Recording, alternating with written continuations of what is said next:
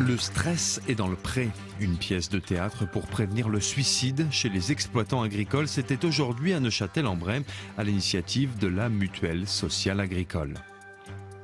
Bonjour madame, service vétérinaire. Alors avant d'aller à la stabulation, carnet de santé des vaches s'il vous plaît. Oui.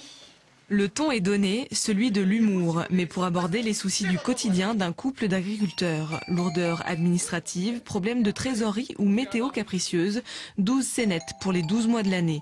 La salle quasi comble semble conquise. C'est pas mal, mais je trouve que même parfois les situations, on est presque en dessous de la réalité. C'est presque pire que ça même. Dans quel cas par exemple? Le stress administratif, le stress de la météo. Est-ce que vous pensez qu'on en parle assez, mis à part cette pièce? On n'en parle peut-être pas assez justement.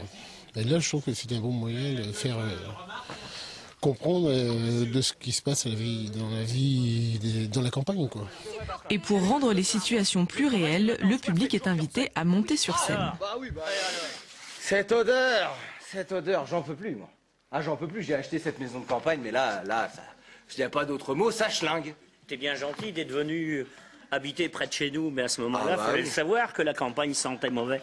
Au-delà du stress, la représentation fait partie d'un plan national de sensibilisation à la question du suicide dans le monde agricole, car la profession est particulièrement touchée. Le théâtre permet de libérer la parole.